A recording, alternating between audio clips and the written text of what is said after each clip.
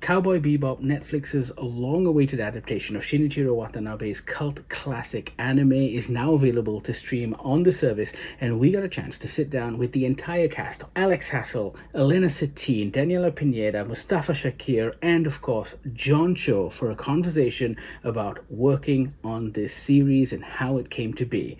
Check it out. They tried to kill me, Anna. If you need to find me, I go by Spike Spiegel these days. Hello. I have never spoken to this many people at one time before, so here goes.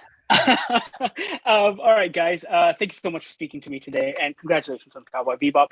I've got a question for all of you to get things started, which is to tell me about your first encounters with the series, and was there anything in particular that made you fall in love with it?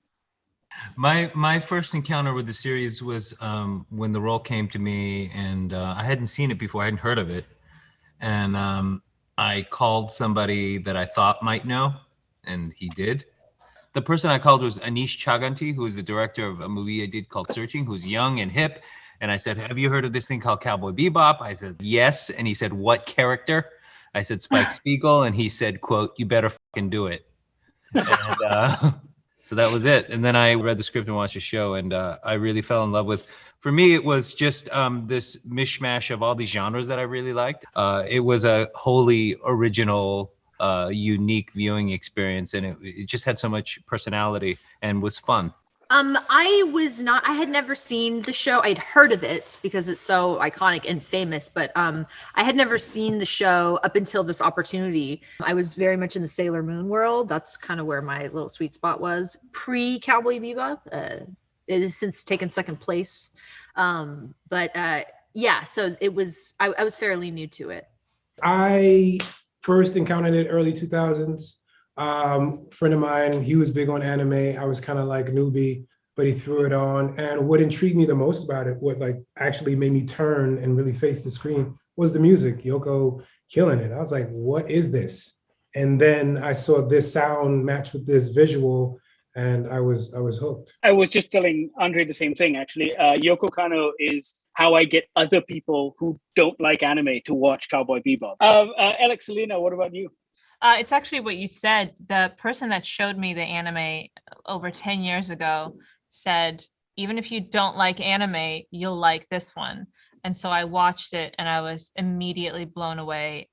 It was so beautiful and so unique in its tone. And I've been a huge fan ever since. I revisit it probably once a year. So when the opportunity came up to potentially play Julia, I was pretty stoked. I think something that I find so unique about it is, while it obviously is so kind of pulpy and slick and genre blending, it's the kinds of the poeticism and the existential wondering and the kind of wistfulness and yearning in the series that I find really beguiling and interesting, and that I think kind of really sits in a unique place that I hope that we've captured, and I feel that we have. We captured it. We captured it. Gold star for using the word beguiling. Beguiling. I like to use it in as many interviews as possible. I like to attempt shots every time Alex says beguiling. I like to attempt to be beguiling whilst saying the word beguiling. So narrator. It was really beguiling making Deuce Bigelow European Gigolo. Beguiling. He got poetry in there as well. Come on, guys. I need a bingo board. That's what I need. Yeah. I was just going to say, once a year, you and me both. I've got all the original DVDs with me. Oh, I brought props. Yeah. I brought props. Mic drop too. Guys, talk to me about getting into the minds of these characters. I mean, were the scripts your primary source in getting into these characters, or did you use the anime as a point of reference? Because I know sometimes, I guess, when doing adaptations, that can get a little distracting, right? Everybody wants to do their own creative thing. I would love to hear Alex's answer for this, because Alex intellectualizes a lot, and I mean this because he's a Shakespearean actor. No, seriously. This is a lot of pressure, Danny. Thank you very much. I would say it was beguiling. Poetic.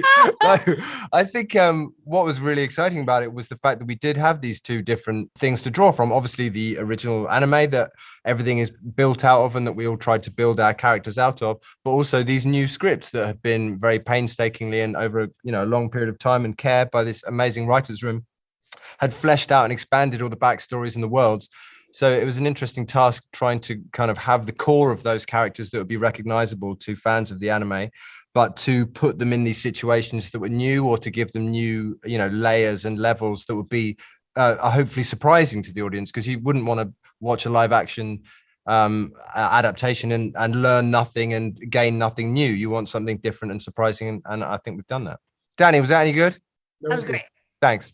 Mustafa, John, talk to me about the production. I guess there's a bunch of stuff that I wasn't sure what was green screen and what was real, because it looked really good. Were you guys primarily working on real sets, or was it a equal balance of both things? Mostly real sets. Green screen only came in sparingly, and in situations where we didn't have any choice, like reshoots and stuff. So we were immersed in a world that was actually there. You got Voltron back there, man. I like that. I do. Lego Voltron.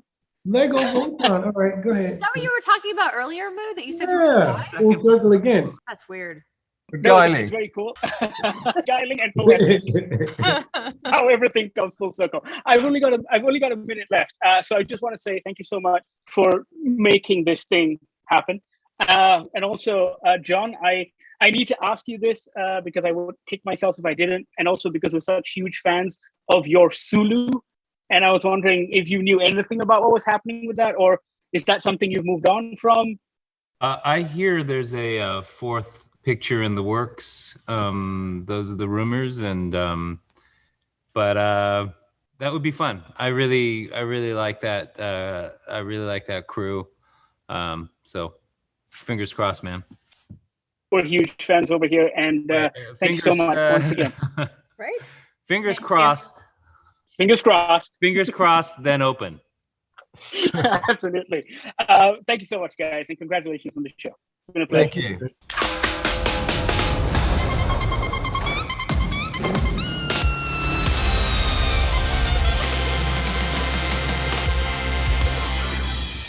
That was the cast of Netflix's Cowboy Bebop. Have you started watching the show? What do you think about it? Sound off in the comments below.